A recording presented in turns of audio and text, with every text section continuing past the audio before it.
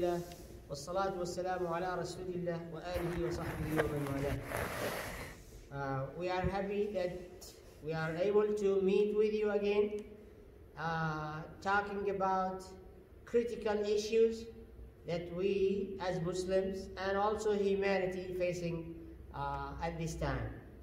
We need to deep search into understanding what is going on and what are the consequences of all of these calamities and changes and drastic events. So today we are going to discuss the hadith that is known to everybody, called Hadith Jebreel alayhi salam. And I think everybody knows the hadith. In summary, Jebreel came to the Prophet Muhammad sallallahu alayhi wasallam and asked him questions. Question number one: what is Islam? And the Prophet sallallahu alayhi wasallam answered that Islam has 5 pillars that all we know. Then Jebreel confirmed the authentication of the answer, and then said the second question, what's Iman? And then Rasulullah sallallahu alayhi wasallam has mentioned the 6 pillars of Iman that all we know. And then Jebreel alayhi salatu wasalam also confirmed the correctness of the answer. Third question was about Ihsan, and the Prophet sallallahu alayhi wasallam also answered with 2 pillars. So he sallallahu alayhi wasallam made it clear that Islam has 5 pillars, and then Iman has 6 pillars, and Ihsan has 2 pillars. And then went on Jebreel alayhi salatu wasalam to ask the 4th question about the hour. Muhammad sallallahu alayhi wasallam said, ما المسؤول عنها بأعلم من السائل. The one who is asked about it has no knowledge better than the one who is posing the questions. So Jebreel moved on and put the 5th question and told the Prophet ﷺ, ما أماراتها or ما علاماتها. What are the signs of it or indicators of the Sa'ah? And the Prophet ﷺ answered these questions stating 2 pillars. Pillar number 1, أن تلد الأمة ربتها. Pillar number 2, أن ترى الحفاة العراة العالة رعاء الشاة يتطاولون في البنيان. And then by the end, one Sahaba asked the Prophet ﷺ about this man who was not known to any people there. He said, it was Jebreel came to teach you your Deen, or the elements of the Deen. So from this we can realize that the pillars of the Deen are 4: Islam, Iman, Ihsan, and the signs of the hours. Now, Islam has its own 5 pillars, and Iman has its own 6 pillars, and Ihsan has 2 pillars, and the knowledge of the Sa'ah has 2 pillars. Now, Muslims have spent all their time discussing 1 or 2 pillars of Islam, and maybe here and there some pillars of Iman, and maybe here and there a little talk about Ihsan, and they never ever went on to the 4th pillars of Islam, of Deen, which is the signs of the hour.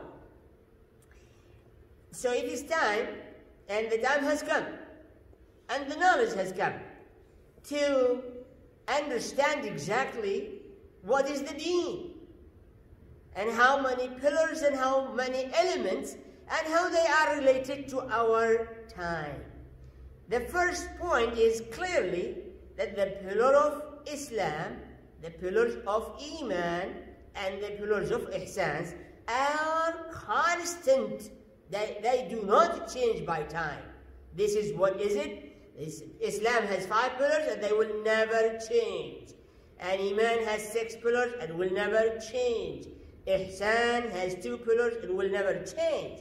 While the 4th pillars of the Deen is talking about the changing factors and things that are going to come throughout the history until the hour arrives.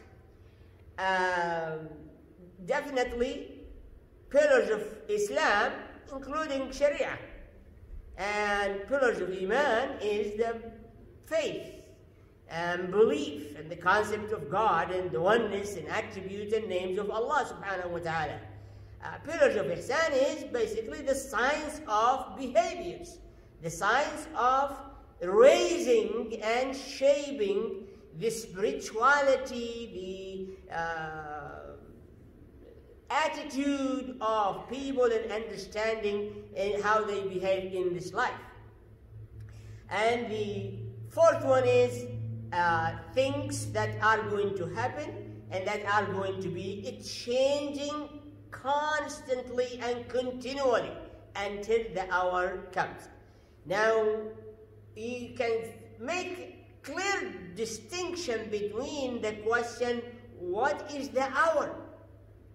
Hour means exactly the day of judgment, the day where this universe is going to be changed and vanish. And what is around it, the major signs of the day of judgment, that is what the hour. While these alamat, or the indicators, the milestones of Sa'ah, are not in any way meaning the hours is going to be next. It is only as you are traveling in a road and there are milestones and signs on the road to tell you this is where you are going. But it doesn't mean your destiny or the ultimate goal or the end of your journey is going to be the next. It does not tell us exactly when the day of judgment. So the first clarification, signs of hours do not indicate nor mean that is next to it is the day of judgment. Absolutely not. It's only telling us that we are traveling through a road, and that road has signs scattered throughout the road from the beginning Adam through Muhammad sallallahu alayhi wasallam until the last day of this life. So those who start talking about the day of judgment is near because they have not given deep thought nor understanding what does mean signs of hours. And the Prophet ﷺ, his coming was a sign of the hour, and his death was a sign of hour, and so on. So the signs are basically put on the road to tell you that you are traveling through that road. Definitely you are coming closer to the end of the road, but there is no way you can tell. They are not measures of time or distance. Absolutely, they are not measures of time or distance. What they are measures of changing things. Just like, definitely, views, it changes while you are traveling throughout that road. Now, this is just like we say, fiqh as-salah, fiqh as-siyam, fiqh al-iman, fiqh al-ihsan, fiqh al-tarbiyah. There is something called also fiqh al-tahawulat, the understanding of changes. And while you are traveling, definitely every minute is different than the one before. Every hour, every mile, every inch is different views and actions and scenes that are different than the one before. So you just take a note but there is nothing to tell you how far, nothing also to tell you where are you. And that's why Muhammad sallallahu alaihi wasallam said, when he asked about the Sa'ah, مَا الْمَسْئُولُ عَنْهَا بِأَعْلَمَ مِنَ السَّائِلِ, is kept secret, only Allah subhanahu wa ta'ala knows, and He is the only one who يُجَلِّيهَا لِوَقْتِهَا. يُجَلِّيهَا means make it known to people, only Him. None of His other creation will be able to predict or guess and go here and there and make themselves like what Allah has kept it secret. Who are you? You think you can figure it out? If your brother or your sister kept something secret, you will never know what is it. So if Allah kept it secret, then it is secret, and those wasting time trying to figure it out and to smart out the deen of Allah subhanahu wa ta'ala.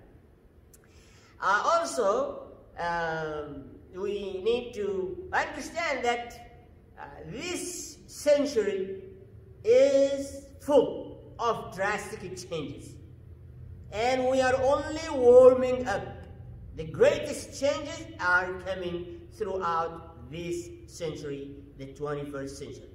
And we think, we believe, we hope is going to give birth to something that is good, that is close to what Allah wants from humanity.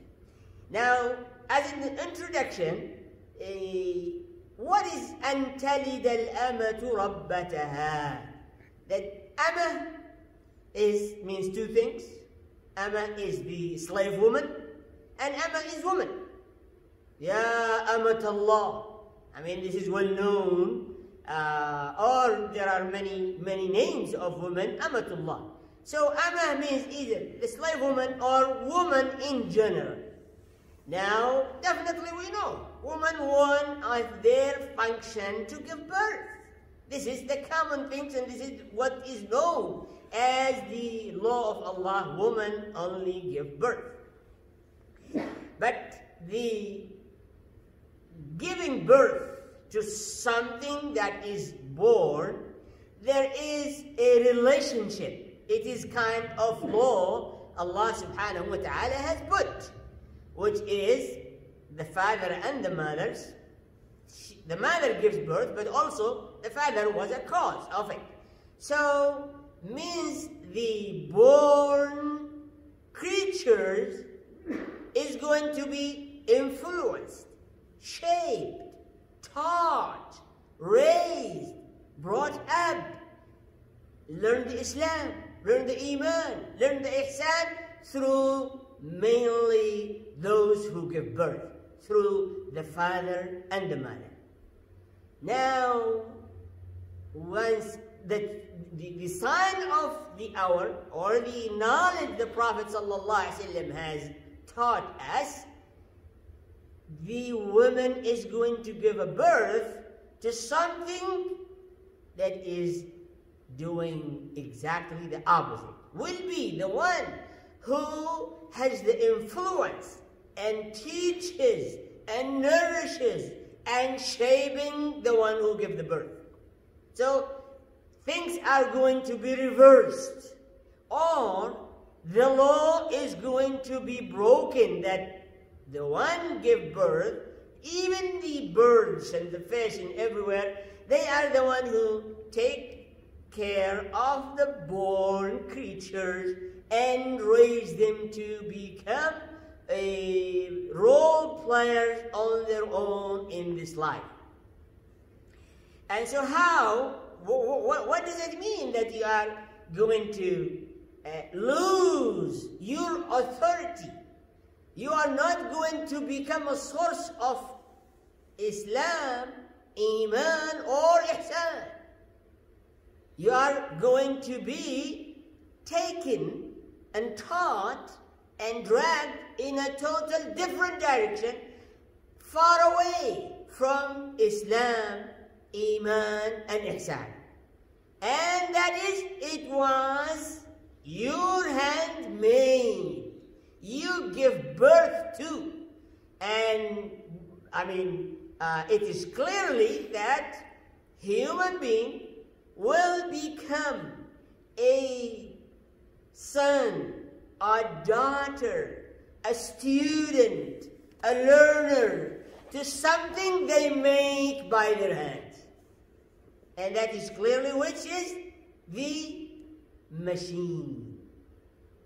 And the machine today is the one taking you from your parents and taking the authority in teaching you, nourishing you, guiding you, also putting in your head kind of ideology as a substitute to the Islam and Iman and Ihsan.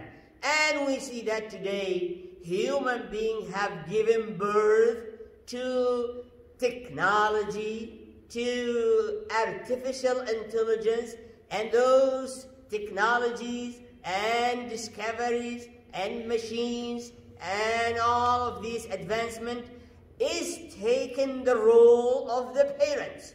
They are leading, they are guiding, they are taking us in a different direction. And that is what is أَن تَلِدَ الْأَمَةُ رَبَّتَهَا.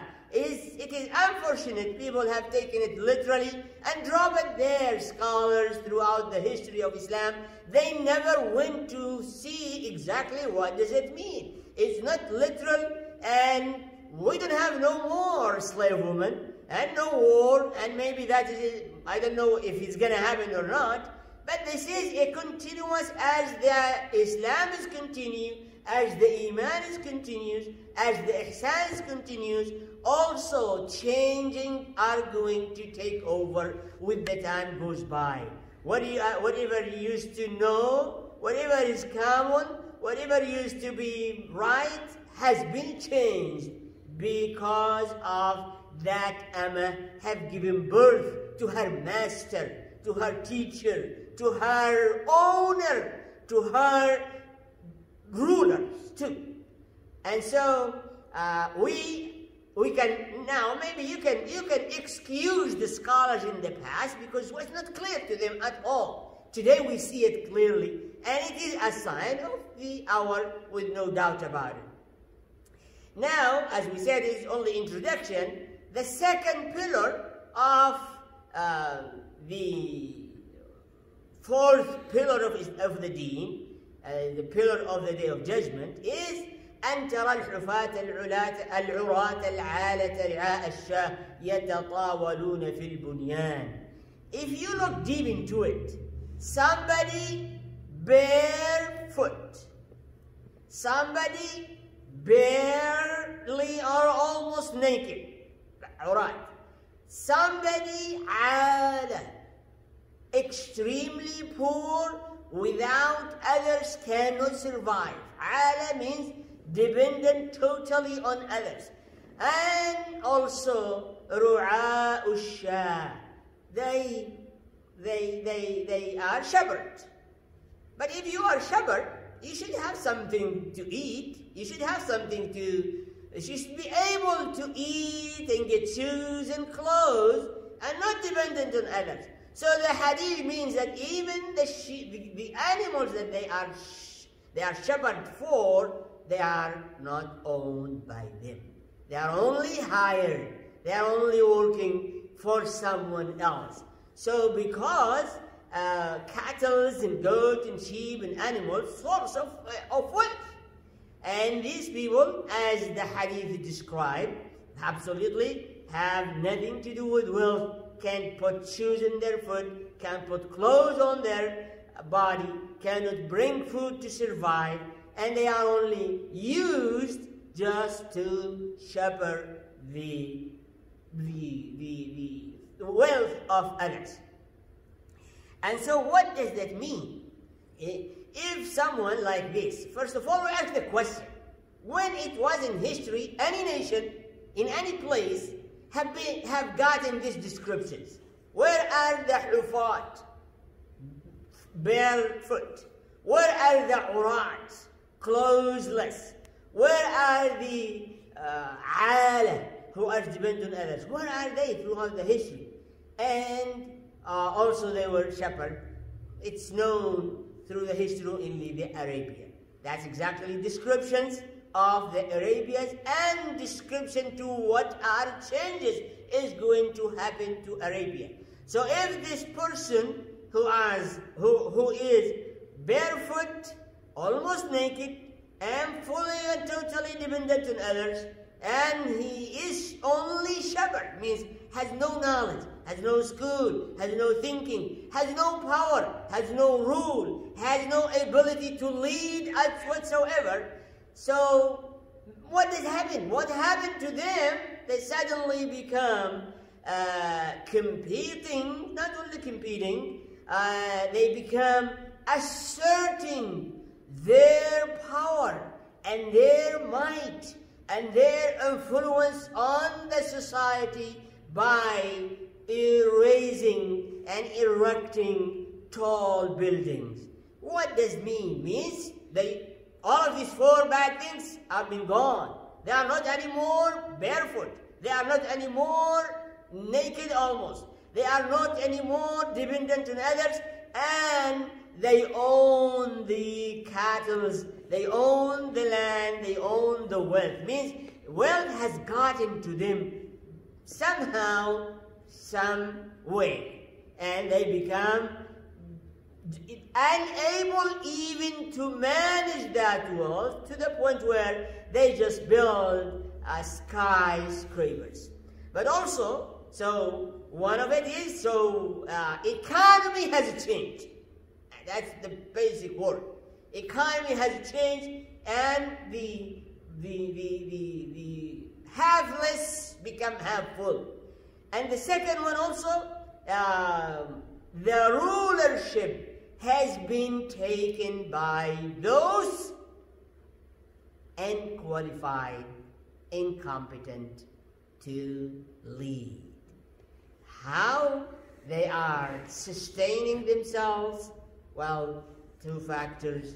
Number one, that the wealth they have gotten. And number two, as we can tell, they are not absolutely dependent. As he said, ala, they were dependent on their sustenance and others.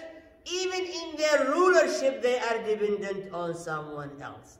The need, they need for food and somebody to support them to stay alive, to hire them to shepherd the goat and the sheep. Once they become wealthy and become in the power or empowered, they still means fully, totally dependent on someone else to sustain them. So this is the introduction.